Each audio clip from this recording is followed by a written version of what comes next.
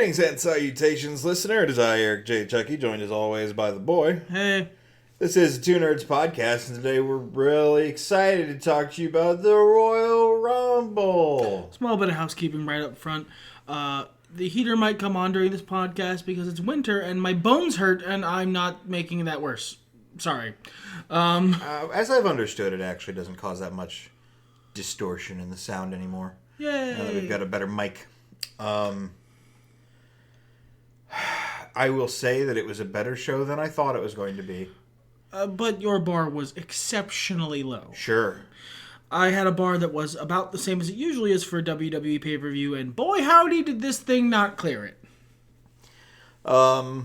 So, like, I don't know. Do we do spoiler-free reviews of these anymore? Sucked. Tuesday, It was less than mediocre.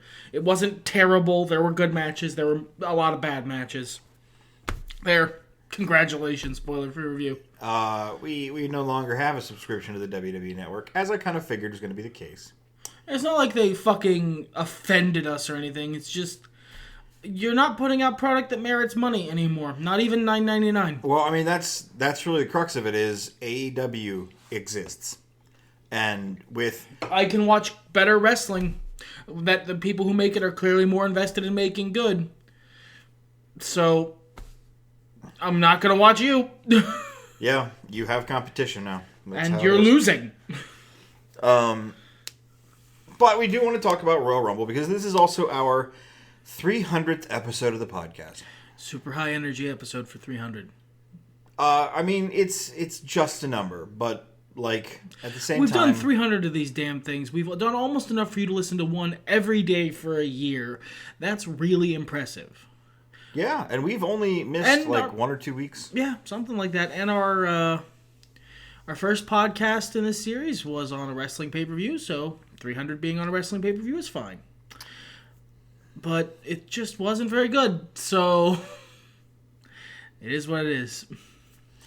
I mean, that's WWE. This has been a long time coming. At a certain point, even though $10 a month is cheap as fuck to pay for, professional wrestling entertainment, if you don't got to pay for it, then what does it matter? Yeah, I could, instead of spending 4 hours being disappointed repeatedly by a product that I should love, I could instead of that, buy a burger. And eat the burger. A really good burger at $10, yeah. You're getting like a drink and some fries with that. Yeah. Definitely. And really enjoy a burger. I can get a better experience than you can give me. Your backlog just isn't enough to carry you anymore. You're not putting out a good product. There's a better product available. I'm sorry. No, that's a lie. I'm not sorry. Oh, yeah, I was about to say. I'm not even sorry. I mean, this was always going to happen. We dropped off for a few years ago, and I mean, we might be back in a couple months. I'm probably not going to be back for the Rumble. For WrestleMania, but who knows? Survivor Series time might decide to hop back in and see what the E's up to. But well, I gotta say, it's really interesting what feels like really broke us. Because last time when we left, and I'm definitely padding for time here, we were upset because they took Asuka's undefeated streak away. For stupid reasons. Yeah, we left for a couple months that time, I think. It was the same event. And then they brought Undertaker back after his big retirement stink. Which, more people than just Mark were involved in that, but it was still fucking stupid. For like a 5-second match against John Cena, of all things. Now it's not anywhere near so egregious. It's just, I mean, how many times have you guys come here in the last year and we've gone, it was a pay-per-view. There have been a couple real winners, but, I mean, literally 2. And they keep... The talent in the ring isn't worse. But the product that they're putting out, the creative decisions being made, regardless of who's responsible for them, continue to be creative decisions that would make me quit and watching any other series. Basically. Yeah. It's like... That's the long and short of it. It's stale. And they're not willing to change what they're doing enough, bar a couple very notable exceptions, to keep me interested. It just feels very stale. And let's go over the matches. Okay. There were pre-show matches. We didn't watch pre-show. We barely watched the show. Yeah, I'm going to be honest. I was playing League of Legends for large sections of this. There were a couple of these matches that I wasn't really present on. I was there for most of them, but literally 2 of these matches I could not have given less of a shit about. Same. Starting with our opening match, which action-wise actually seemed like it was pretty good for a match. Yeah, it was a fine match. It was one of the better matches of the night in terms of, just general wrestling. But this is the 2010s and now into the 2020s version of John Cena and Randy Orton. This is the zombie feud that will never die. I am so sick of seeing Roman Reigns fight Corbin. I'm sick of it. They have decent ring chemistry. They have fine matches. This was a fine match, too. They probably have a lot of fun working together. I don't care. I'm fucking tired of this feud. Will you end it, please? It's just... Actually, you know what? Fuck it. No, I don't care. I'm out. Well, yeah. I mean, it's just not... It's not built on a strong foundation. Nothing makes sense. You and I had a conversation privately about continuity the other day. It sounds really, formal when I say we had a conversation privately. The mic wasn't on. Yeah. And WWE doesn't seem to give a shit unless they feel like they're going to earn brownie points for pointing out something that happened 10 plus years ago. Well, I mean, it's not even seems like. They don't. Right. They per corporate mandate, do not give a shit about continuity and storytelling. They book for big, memorable, clippable Twitch streamer moments. And I just don't...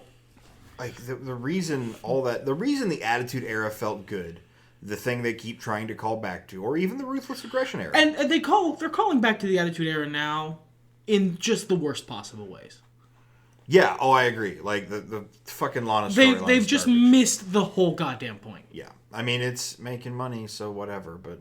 Yeah, I mean, clearly we're not the target audience. That's the other thing, is if Vince, if you listen to this podcast, they clearly don't need to give a shit about our opinion. You're making money. Sure. I would prefer you make money with a good product, but clearly you don't give a fuck. So... Yeah, I mean, yeah, we could sit here and guess literally all night, probably. It's a Falls Count Anywhere match. There was nothing on the line, literally. No, just Roman Reigns and King Corbin decided to fight, and it was a good fight. They had a good fight. Yep, Corbin's minions got involved. Usos got involved in retaliation. It was fine. Roman Reigns won. It was a good match for stakes that I can't imagine. The wheel she keeps on turning. She sure does. Then we did the 30-woman Royal Rumble match. I want to talk about discrepancies in Royal Rumbles, contrasting. Because there's 2 Rumbles on this show to contrast. One, I feel like can be summed up as an excellent Royal Rumble where the wrong person won.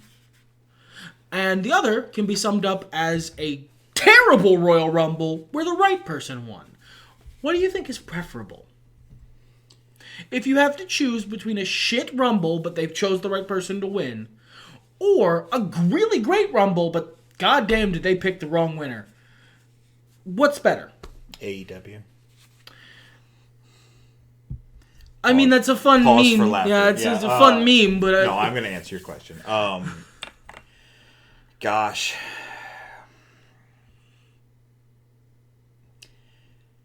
I think the question's more complicated than that. In this context. Now, bare bones, face value question. That's really tough. That's why it was interesting to me when I noticed it. Basically, just now looking at the card, the question came to me, and that's why it's a very interesting question, because on the one hand, picking the wrong winner for the Rumble fucks up the next 3 months of wrestling. Right. Because it just sucks all your enthusiasm for the next 3 months of wrestling out. But on the other hand, even if the match is excellent, or even if the match is crappy, if you pick the right winner, that can build to a really good WrestleMania. They're super hyped for it. It's like, oh, the match was shit, but, the right guy won. This is really cool. WrestleMania might be this or this or this, and that's really, it builds stuff. I think that one is probably the better call, because... first of all, the price of the product. Okay, we're only paying $9.99. So it's about continuing to keep them on the hook. And secondly, just based on our viewings, since the network became a thing, we have sat through a lot of really shitty Royal Rumble matches. We sat through the era of everyone sits in the corner and stares off into the middle distance. And yeah, but they're not memorable, but they don't stick with you. They don't stick to your ribs like good barbecue. They're just they're aperitif. It's a good match, and if it's a great match, that'll stick with you. Yeah. But like a shitty Royal Rumble doesn't last on the palate. Whereas, like, who won really can change. Because you don't have a choice. You're fucking stuck now. Yep. To that extent, as much as it was a better Royal Rumble, I think this was the worst Royal Rumble of the evening. Purely because they picked the wrong goddamn winner. I think it causes more problems in the long run. Like I said, this situation is a bit more complicated than that because it's not like the beginning of this Rumble didn't have its issues, and it's not like the problem with the men's Rumble wasn't the quality of most of the Rumble. Even the parts of the Rumble we disagree with in terms of booking philosophy were well done. They're incredibly well done. I said at the time, if I gave a shit about, we'll get to it, but I'll leave that for when we get to the men's Rumble. So let's talk about this Rumble. We're not going to run down everybody who was in there. I do want to make a couple of shouts to what I thought were good performances. I was really glad to see Bianca Belair kick ass. Yeah, she went over. She came off real strong. Ultimately, it didn't end up meaning anything because they just fed her to nepotism incarnate. I still say they're scared. I don't know why, but whatever. She's got name power, I guess. We were speaking of Charlotte Flair, of course. Yeah, Charlotte Flair won. In case that wasn't super clear from all the stuff I said earlier about them picking the wrong winner, because of all right, genuine question: is there someone on this list who was a worse choice? Santina Marella. Santina Marella would have been worse. You've got me there. Santina Marella would have been worse. I would have been really fucking confused about Kelly. I honestly think that is a worse choice as well. Everyone else, yeah, she's tied with Alexa Bliss. I like Alexa more, so I would have been less upset about it. But in terms of this doesn't need to happen, Charlotte Flair, Alexa Bliss about tied. The only worst calls were Kelly and Santina Marella, which is, if in case you forgot, is Santino Marella in what is genuinely something you probably shouldn't be able to get away with in 2020. It's just really tone deaf. And, like, on one hand, I'm sitting there going, how funny, how clever. It's a good callback because Beth Phoenix was in the match. Sure, there's lots of good play around it. And it was fun, and Santino had a fun time. And I do like him as an entertainer, and I'm glad he was able to get in the ring because he had some injury issues. Not unlike other people in the ring. We'll get to that too. It was just good. And on the other hand, oofest of oofs. Why? Like, probably just, I'm not going to get too far in it. That's not what the Two Nerds podcast is about. Well, you genuinely probably shouldn't be able to get away with Santino Marella. Ethics and morality aside, the best you're risking is a whole bunch of people going, why did you shove this joke motherfucker into the match when you could have had X, Y, or Z, incredibly talented. Where's fucking Rhea Ripley? Sure. Why isn't she in this match instead of Santina Marella? Well, I mean, she's the champ right now in NXT. But still, it would have been a good shot. And why did that show stop her? I know, right? But yeah, no, but whatever. I'm now more mad about it because it just occurred to me, why Santina and not I mean, I get it. It's a really good fun thing to do with Beth Phoenix and Natty in there. So also, big shout to Beth Phoenix for doing the entire match with blood exploding from the back of her head. Yeah, she had fucking ruby red hair on most of her head by the end of the match. Because she got some sort of laceration on the back of her head super early and didn't slow down. It was impressive. It was also just a genuinely impressive showing. Despite only having the one elimination, she did look real strong. Yeah, she did. And there was a lot of stuff, too, where they had a lot of NXT people and a lot of less well-established Raw and SmackDown people just pop in and then get tossed right back out. And I know that's a Royal Rumble. Not everyone needs an elimination. I know, but like, come on, guys. We shouldn't be seeking to meet NXT the elimination goal every single Rumble. Well, and here's some of them should be fights. Some of them should be brawls where a lot of the people in the match get at least one elimination.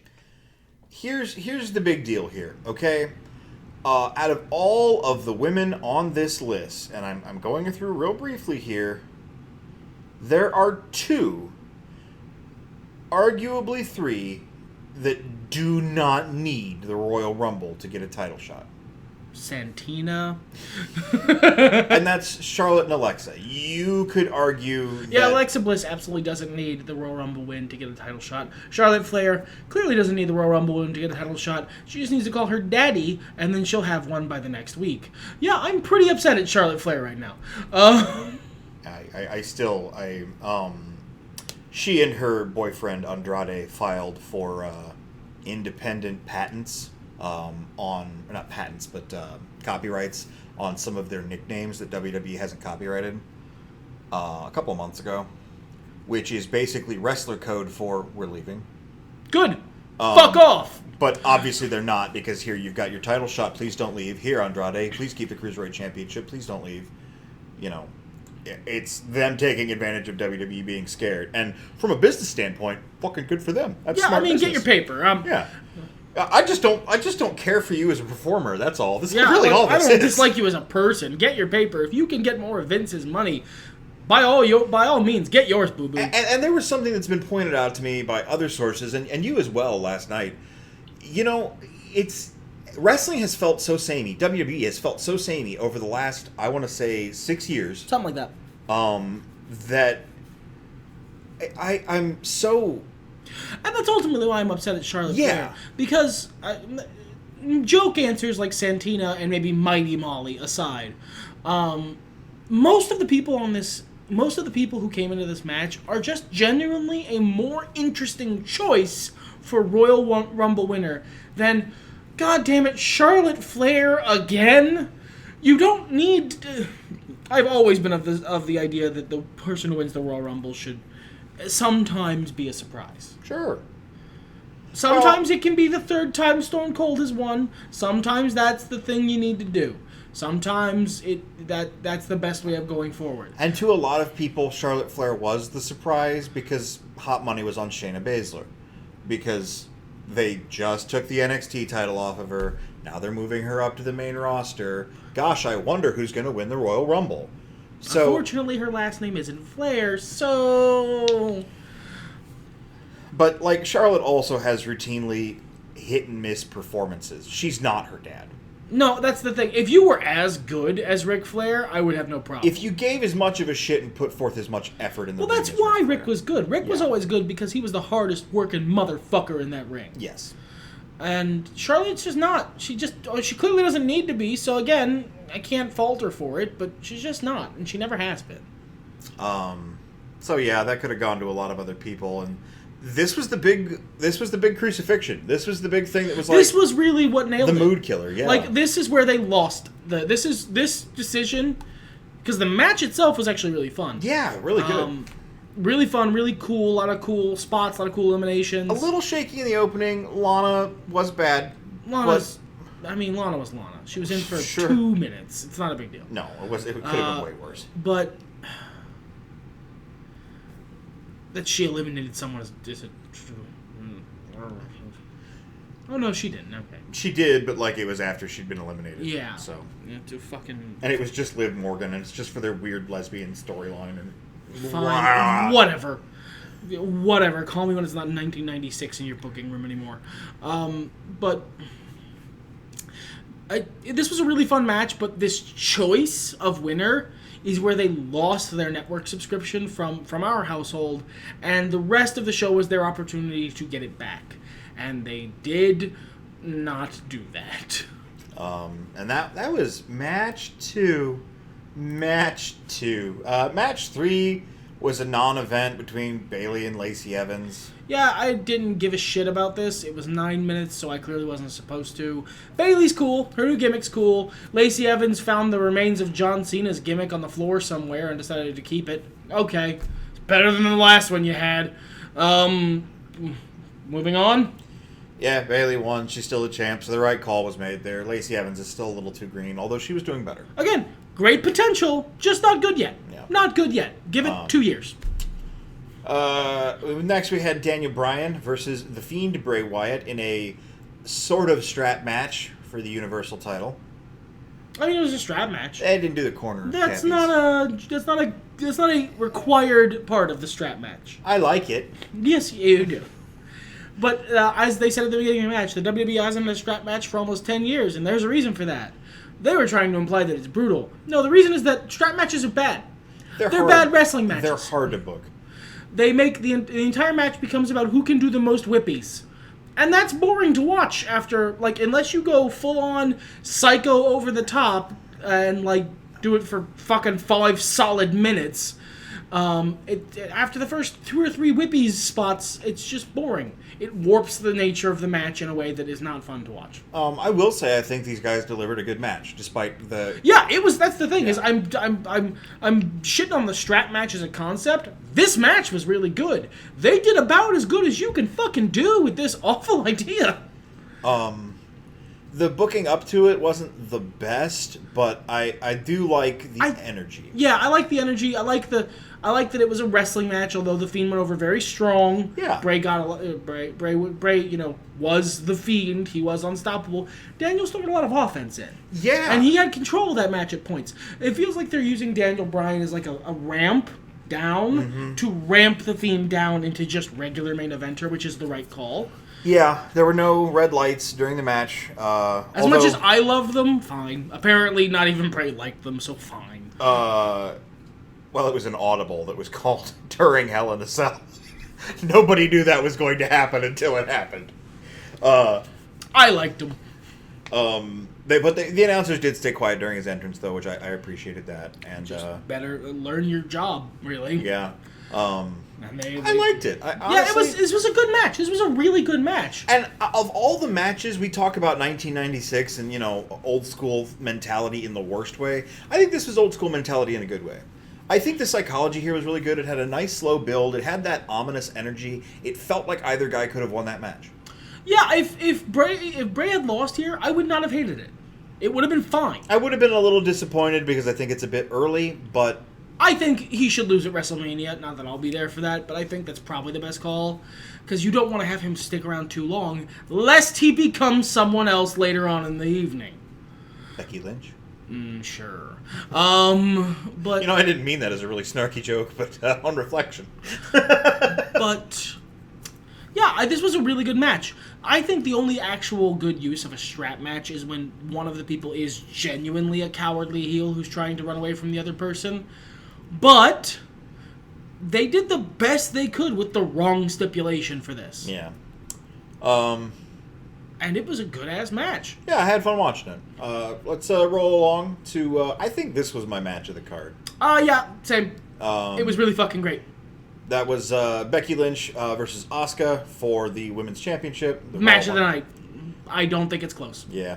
Really good psychology. I was a little sad that Asuka didn't go over, but that's just personal preference. I mean, same. And, listener, if you listen to our other wrestling podcasts, I'm a huge Becky Lynch mark, but she's had the title for a long-ass time, and I'm really, really happy they managed to rebuild Asuka into someone who matters. Sure.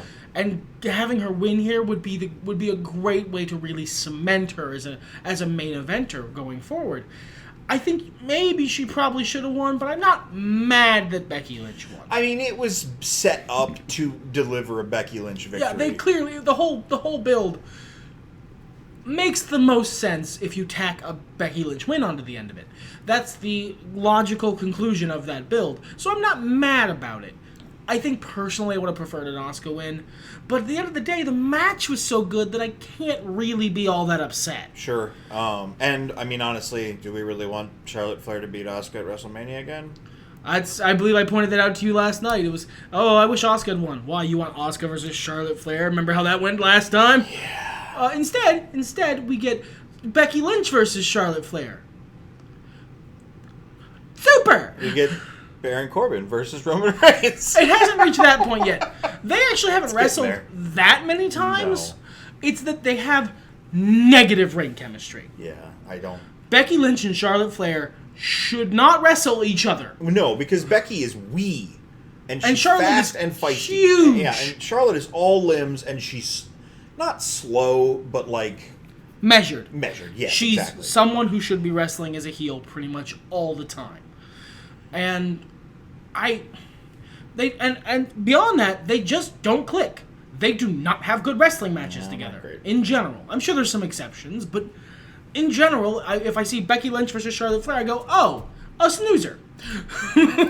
Alright, so let's talk about the beast in the room. Men's Royal Rumble match is your main event. I weirdly thought that another reason I thought Asuka was going to win is because the match was placed before the Men's Royal Rumble. Because, that way they could have a big face go over at the end. Go home happy. And Vegas money was on Roman Reigns. And that sounded right to me. Spoilers, some people made some money tonight. I also, I had, Cain Velasquez was a pretty good call because of how much they want to book MMA matches for some reason. Well, to bring in the cross promotion. People buy the network if they do that. That's why. I was very, very terrified that the winner of the Royal Rumble was going to be The Undertaker or Goldberg. I was terrified it was going to be Brock Lesnar. And that was also not a great call. Those of you who haven't watched the build-up, Brock Lesnar said there's nobody good enough to challenge for his title, so he was going to enter himself into the Rumble at number 1 and prove it. Just eliminate everyone. And for the first 13 eliminations of the match, he did exactly that. He eliminated every single person who came in, including Rey Mysterio, Kofi Kingston, Big E, Cesaro, Shinsuke Nakamura, and some other people who, fine, Eric Rowan, Elias. Keith Lee, I think, is the other kind of ingredient. Yeah, Keith Lee is kind of a... Braun Strowman. But... Yeah. But it's just... If this wasn't Brock Lesnar, this could have been good. If this was Keith Lee, imagine not Brock Lesnar, not the build where he's like, I'm better than everyone, suck my dick, I'm gonna beat everybody. I'm gonna bury the whole rest of the roster and make everyone look like clowns except me. MMA's better than wrestling. If that wasn't literally Brock Lesnar's gimmick, and he wasn't the person in the spot, this would have been amazing. Imagine Keith Lee comes in number 1, and then hucks out Elias, Robert Roode, John Morrison, Kofi Kingston, Rey Mysterio, Big E, Cesaro, Shelton Benjamin, Shinsuke Nakamura, MVP, good to see him, by the way. He was only in for 24 seconds, but I was happy to see him. And Braun Strowman, all by himself, one after another, just takes them to the fucking cleaners. And that makes a main event talent. And this is exactly the problem that I was talking about last night and a little bit earlier, is that we're not making new stars anymore. Who does this put over? This is a question that I actually know, reasonably for a fact, is a regular question that comes up in actual wrestlers' conversations. I used to follow on social media someone who was a WWE creative consultant. And he told a story about how he had this really cool idea for a story between Seth Rollins and Braun Strowman. This was years ago, pretty much right after Braun showed up. And he was talking about, we could do this, and then we could do this, and then, this could be, and that's just a cool story, because he was thinking like a screenwriter. Sure. Or just someone who's trying to make a good story. And Seth fucking Rollins looked at him and said, who does that put over? Because that's the central question in wrestling. Well, who does this put over? Only one motherfucker. His name is Brock Lesnar, and I'm going to give you a small spoiler. Brock Lesnar is already over. This is deeply unnecessary. You don't need to make Brock Lesnar look any cooler than he already does. He's already the guy who eats the moon and shits out moon rocks. I don't know how to explain this to you any more thoroughly. If you put Keith Lee in that spot and have him do that shit, that makes a main event talent. Well, and let's be real. I mean, Brock Lesnar eliminated 13 people. Around dude number 6, he gassed the fuck out. Because all his matches are 4 minutes long. Because at one point, one of the people in the announcer's booth called him one of the most well-conditioned competitors in the WWE, and that's just a fucking lie. Maury Povich holds up a card. Our tests determined that that was a lie. Brock Lesnar, for all that he's made of 1,000,000 pounds of beef and could turn me into spaghetti sauce, gases out quicker than I do doing physical activity. And the man's 42. He's not going to be around forever. You need to be making new talent stars. This doesn't put anyone except Brock Lesnar over, and it buries everyone else on that list. And this is systematically a problem with WWE, is they find somebody, they build somebody up, they put shrines around them and dedicate things to them, and then they leave, and then all they have is a hole that they scramble to fill. Yeah, this is Brock Lesnar's John Cena. Y'all were worried about Roman Reigns being John Cena. No, it's always been Lesnar. Since Suplex City happened, Lesnar has taken the crown. He has been John Cena. Lesnar wins lol is literally the joke. Except for Broly, except for Goldberg, which is an even worse decision because it's another older, more part-time dude who you're giving the heat to from Brock Lesnar to. No one has seemed like a credible threat to him.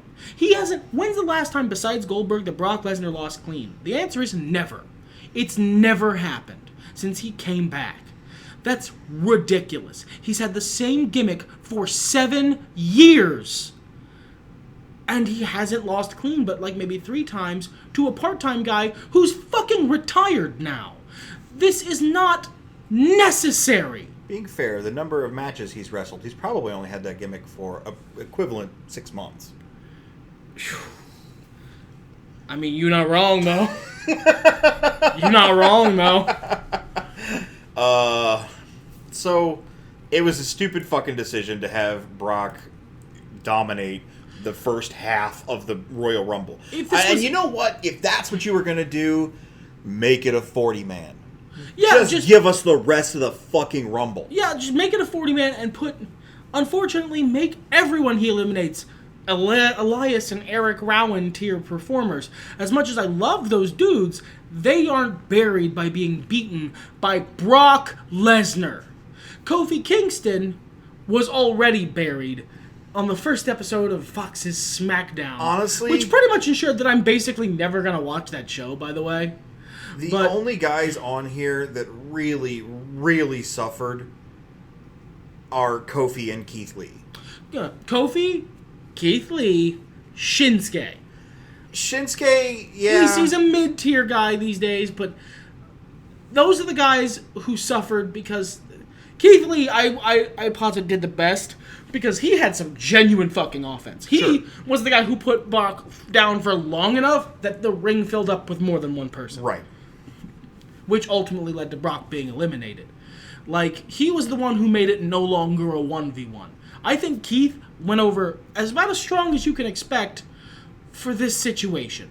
Sure, that's fair. And, I mean, you make a good argument for Shinsuke. They already haven't booked him very well. He's already the mid-card. He's over there. He's over there's problem. But, I mean, he could have used the shine. A lot of these guys could have used the shine. But, and, at the same time, I'm the only one I'm mad about is Kofi Kingston. Kofi needs some kind of retribution. Y'all did him dirty. Like, he got a healthy reign. He could have just fucking lost a regular match. Instead of it being, 2 seconds, the Brock gun unloads and Kofi's dead. And the whole WWE forgets he ever held the title. Yeah, basically. I'm still bitter about the end of Kofi's reign, and therefore he is the one I'm maddest about this happening too. But eventually it does come to a close, at which point the match is then good. It's a fine Royal Rumble. Yeah, it's pretty great, actually. There's a lot of good action, a lot of good surprises. There's not much more that really needs talked about except for entrant number 21 there. Yeah.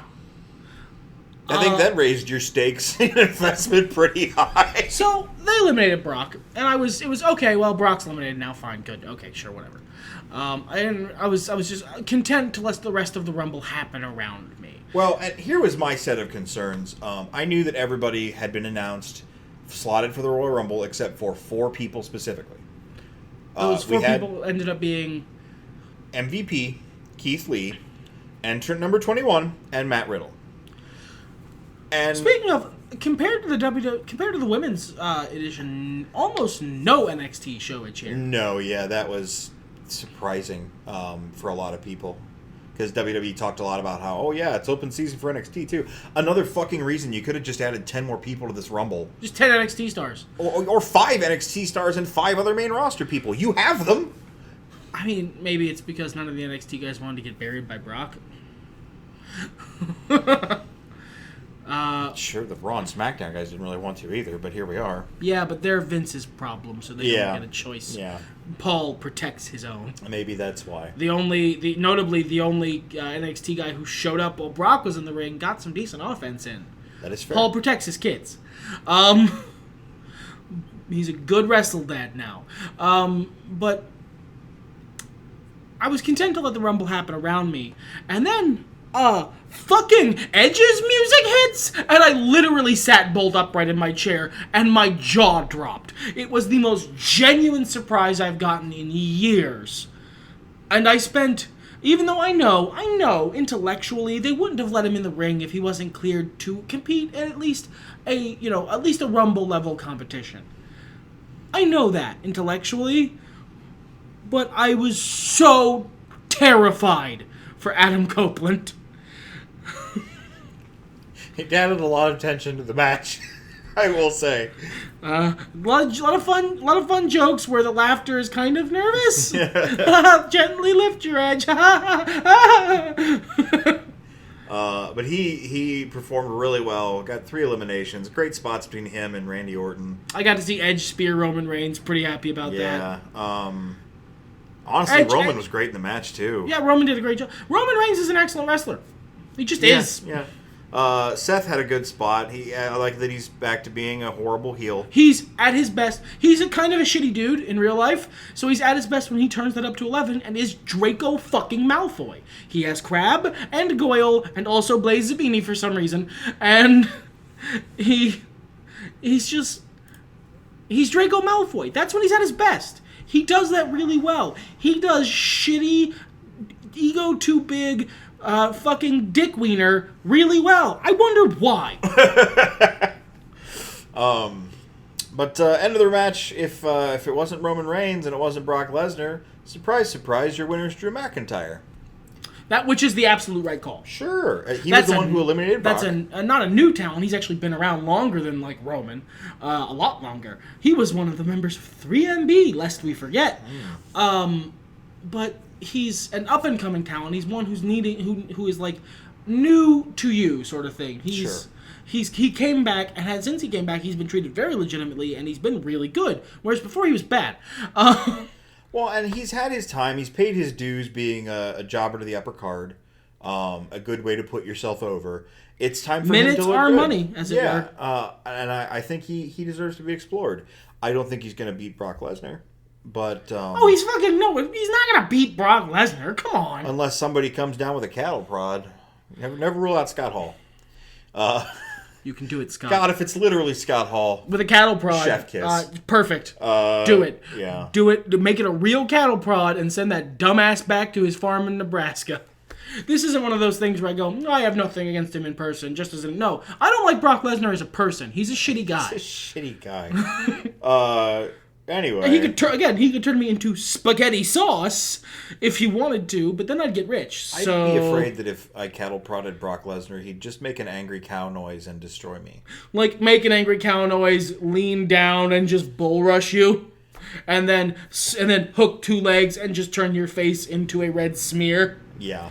As he can at any point. Brock Lesnar would annihilate me, and I mean that in the classical sense. It would be like matter and antimatter, except I'm both and he comes out fine. But he's a shitty person, and I don't like him as a wrestler, and I'm gonna say that anyway. What if we cattle prod him in the diverticulitis? Or the balls. His actual weak point is the nuts. The flashing red one. According to Terry Reynolds. Whatever her name is. Ooh! Nice. Very good. I'm just saying the facts I got, my friend. We're not done with wrestling. We're going to try to watch AEW. Yeah, we're going to try I'm actually excited to watch wrestling, but I want to watch good wrestling. We're probably not going to watch pay-per-views because they're really awkward for us to get. We might, but we'll at least come in and report. They're just They don't have anywhere near WWE's infrastructure. They're difficult for us to get. It's not quite as smooth. Whereas I can't just go and click the button, now I have a pay-per-view. It's enough of a hassle that it's not worth it, but I'll watch the week-to-week show, which I haven't done for the WWE in, 5-6 years? Pretty much since Brock Lesnar got his gimmick. I wonder if those are related. They're not, but no. We stopped when the network came out, basically. Pretty much, yeah. Yeah, so there you have it. Wrestling will still be on this channel in some capacity. So there you go. Thanks for coming to the Two Nerds Podcast. Good day. Oh, everything's better when nerds talk about it. Thank you.